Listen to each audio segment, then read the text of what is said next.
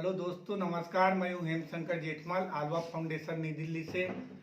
आज हमारे साथी है मुकेश कुमार, जो टीवी रोग के बारे में बहुत दिन से काम कर रहे हैं, 10 वर्षों से।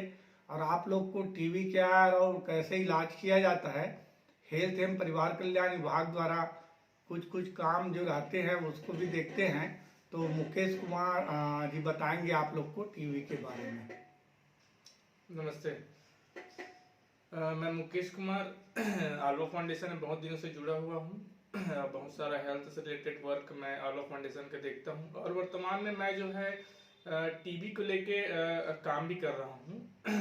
दो डिस्ट्रिक्ट देख रहा हूँ। मैंने देखा है कि टीबी को लेके अभी भी लोग अनभिज्ञ है। जबकि सरकार टीबी रोग को दूर करने के लिए बहुत सारी योजनाएं जो है टीबी मरीज के लिए, इफेक्टेड परिवार के लिए चला रही है। जैसा कि आप सभी को पता होगा, पूरे विश्व को टीबी मुक्त करने की घोषणा जो है ना प्रधानमंत्री नरेंद्र मोदी जी ने किया है, जिसका 2025 तक हमको पूरे विश्व को टीबी फ्री करना है। और हम अपने छत्तीसगढ़ की बात करें तो छत्तीसगढ़ को 2023 तक पूरे टीबी मुक्त करना। इसी अभियान को लेके जो है ना, अभी जो पहले हम देखते थे RNTCP, revised national tuberculosis control programme बोला जाता था, लेकिन अब उसको चेंज कर दिया है। चेंज करके उसको बोल दिया है NTEP, मतलब नेशनल ट्यूबरक्लोसिस एलिमिनेशन प्रोग्राम। तो एलिमिनेट करना है टीबी को, इसी उद्देश्य को लेके प्रोग्राम का नाम चेंज हुआ है। और बहुत सारी जो है, जैसे मेडिसिन चेंज हुआ है, जैसे फूड बॉक्स पहले मिलता था, अब मरीजों को पैसा दिया जाता है। बहुत सारा जो है कहना चाहिए सर्विसेज को चेंज किया गया है ताकि हम छत्तीसगढ़ को टीबी फ्री कर सके। तो हम टीबी के बारे में बात करते हैं। टीबी जो है नॉर्मल रोग है और टीबी कोई व्यक्ति को देख के नहीं होता। टीबी जो है नॉर्मल कोई भी व्यक्ति को भी हो सकता है। जो व्यक्ति की इम्यूनिटी क्षमता कम होती है उसको टीबी होने की क्षमता 98% ज्यादा रहता है नॉर्मल व्यक्ति की तुलना में। तो हम देखते हैं टीबी के लक्षण नॉर्मल 2 हफ्ते से लगातार खांसी आना, सीने में दर्द होना, वजन में लगातार कमी आना, बलगम के साथ खून आना, शाम को बुखार आना, नॉर्मल लक्षण है। अगर ये सभी लक्षण लगातार हमारे शरीर में 15 दिन तक दिखता है तो हमको तुरंत डॉक्टर को दिखाना चाहिए। या तो हमको पता है हमारे फेफड़े से बलगम आ रहा है तो हम तुरंत अपने बलगम की जांच कराने के लिए सरकारी स्वास्थ्य केंद्र में जा सकते हैं। नॉर्मल है। अगर इन लक्षणों को हम दबा के रखेंगे, छुपा के रखेंगे तो हमारा टीबी जो है ना बढ़ सकता है और हमारे इलाज में भी दिक्कतें आ सकती है। नॉर्मल अगर आपका लक्षण है और तुरंत ही आप सरकारी स्वास्थ्य केंद्र जाते हैं, डॉक्टर को दिखाते हैं, तो आपका टीबी पूरी तरह से ठीक हो सकता है। तो इन सब लक्षणों को जैसे देखते हैं तो उसके बाद हम चले जाते हैं स्वास्थ्य केंद्र। तो वहां डॉक्टर हमको जो है, अगर हमको बलगम आ रहा है खखार के साथ, तो हमको बलगम जांच कराने की सलाह देगा। मैं आपको बताना चाहता हूं कि टीबी का बहुत बड़ा इलाज नहीं होता और बहुत बड़ा टेस्ट नहीं होता। नॉर्मली स्पुटम टेस्ट होता है, क्योंकि टीबी 2 प्रकार के होते हैं। एक पल्मोनरी टीबी होता है, दूसरा एक्स्ट्रा पल्मोनरी। पल्मोनरी टीबी हम उसे कहते हैं जो फेफड़े में पाया जाता है ना। और एक्स्ट्रा पल्मोनरी शरीर के अन्य हिस्से में। मैं बता दूं, टीबी जो है नाखून और बाल को छोड़कर शरीर के कोई भी हिस्से में हो सकता है।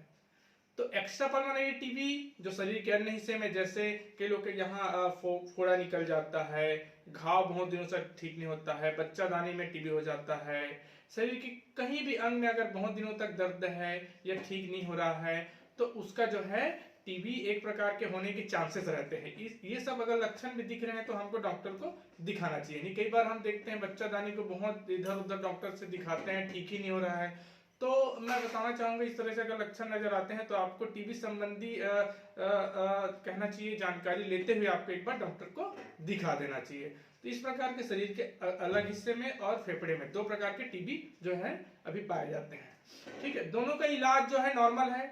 जैसे आपको टीबी का पता चला, सिम्टम टीबी निकला, टीबी का बैक्टीरिया अगर आपके शरीर में पाया गया, तो आपको सिर्फ नॉर्मल 6 माह का दवाई ही स्टार्ट होगा। अभी मैं बता दूं, जैसे कि मेडिसिन चेंजेस की बात कर रहा था, तो पहले जो है मेडिसिन, बहुत सारा मेडिसिन एक साथ लेना पड़ता था। अभी 99 टेबलेट योजना जो है स्टार्ट किया गया, उसमें हम वेट के हिसाब से जो है ना मरीज को टेबलेट खिलाया जाता है। तो बहुत नॉर्मल तरीके से हम 6 महीने का दवाई जो है ना पूरा कर सकते हैं। और मैं बताना चाहूंगा कि 6 महीने तक अगर हमारा ट्रीटमेंट चल रहा है तो बहुत थोड़ा सा सावधानी बरतने की जरूरत है, क्योंकि 6 महीना का जो कोर्स है, कॉन्सेप्ट है, वो पहले 2 माह इंसेंटिव फेस रहता है। 2 माह जैसे दवाई जिस मरीज का चलता है वो इंसेंटिव फेस कहलाता है। 2 महीने बाद हम फिर से डॉक्टर को दिखाएंगे। अगर पल्मोनरी टीबी है तो फिर से हम फॉलो अप स्पुटम टेस्ट कराएंगे। तो उसके बाद का जो दवाई चलता है उसको कंटिन्यू फेस कहता है। तो इंसेंटिव फेस, कंटिन्यू फेस हमको दोनों कंप्लीट करना बहुत ही जरूरी है, अनिवार्य है। अगर हम इस 6 माह के कोर्स के दौरान अगर गैप कर देते हैं या दवाई लेना भूल जाते हैं तो हमको आगे टीबी होने की चांसेस 75% बढ़ जाता है। तो मैं तो यही चाहता हूं कि जैसा भी आपको टीबी का पता चलता है तो आप सबसे पहले सरकारी स्वास्थ्य केंद्र चाहिए। अगर टीबी पॉजिटिव है तो आपको 6 महीना कंटिन्यू दवाई लेना चाहिए। सरकार को पता है कि अगर कोई टीबी मरीज हो जाता है तो टीबी मरीज 6 महीने तक घर में रहता है, कहीं काम में नहीं जा पाता है, 6 महीने कंटिन्यू उसको दवाई लेना है। तो इसीलिए सरकार ने डॉट प्रोवाइडर का इस्तेमाल किया है, जिससे जो है मरीज को दवाई लेने में आसानी हो। डॉट प्रोवाइडर आपके घर आके दवाई खिलाएगा 6 महीने तक, और आपको हर महीने सरकार आपके खाते में जो है 500 रुपया देगी। वो 500 रुपये का आप अपने पोषण आहार में खर्च करना है। जैसे आप दवाई खाते हैं, कई बार क्या होता है दवाई थोड़ा सा हाई पावर का होता है तो हमको साइड इफेक्ट हो जाते हैं, जैसे कि खुजली आना, उल्टी आना, पेशाब लाल होना, ये सब लक्षणें दिखती है। तो हमको सरकार ये चाहती है कि मरीज अगर गरीब है या अमीर है फिर भी हम उसको 500 रुपये दें, ताकि उस 500 रुपये से अपना पोषण आहार ले और दवाई जो है ना बीच में गैप ना करे। क्योंकि पूरा 6 महीना दवाई खाने के बाद ही टीबी पूरी तरह से ठीक हो सकता है। अगर आधा गैप करके आप छोड़ देते हैं तो आप जो है 1 साल में 10 से 15 नए मरीज तैयार करने के लायक बन जाते हैं। क्योंकि 6 महीने तक कोर्स चलता है, अगर 6 महीना गैप कर दिए तो आपका टीबी बढ़ जाएगा। टीबी 2 प्रकार के होते हैं, पल्मोनरी, इसके 2 स्टेप होते हैं। एक DRT बोला जाता है जिसका कोर्स 2 साल चलता है, और DSTB जो है ना 6 माह तक का चलता है। तो 6 माह में ठीक हो जाता है तो नॉर्मल DR होने के चांसेस बहुत कम रहता है।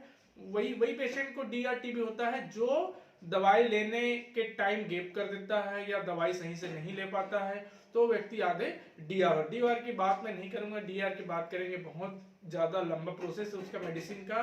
तो नॉर्मली हम मान के चलते हैं कि DR का केसेस जो है या कोर्स जो है 2 साल तक चलता है, और DSTB का कोर्स 6 माह तक चलता है। टीबी बहुत ही नॉर्मल है, हम इसको आसानी से ठीक कर सकते हैं और कम्युनिटी को भी टीबी इफेक्टेड से बचा सकते हैं। मैं बताना चाहूंगा कई बार हम देखते हैं, पहले हमको पता है कि टीबी अगर किसी व्यक्ति को हो जाता है तो उसको हम थोड़ा सा स्टिग्मा मान लेते हैं, कलंकित व्यक्ति मान लेते हैं। तो स्टिग्मा को लेके भी हम लोगों ने काम किया है, क्योंकि कई बार व्यक्ति टीबी पेशेंट खुद सेल्फ स्टिग्मा हो जाता है, वो अपने आप को ही कलंकित मानने लगता है कि मुझे ही क्यों टीबी हुआ, क्योंकि सरकार, मेरे आसपास मेरे गांव में इतने लोग हैं लेकिन मैं ही क्यों टीबी का शिकार हुआ। तो सेल्फ स्टिग्मा अपने आप को मानने लगता है। तो हम इसके लिए भी काम कर रहे हैं, आगे हम स्टिग्मा के बारे में बात करेंगे। धन्यवाद। धन्यवाद मुकेश जी, आपने लोगों को टीबी के बारे में बहुत अच्छी जानकारी दी है और आप समय दिए यहाँ पर। धन्यवाद। हम लोगों के साथ जुड़े रहिए और हमारे वीडियो को सब्सक्राइब कीजिए।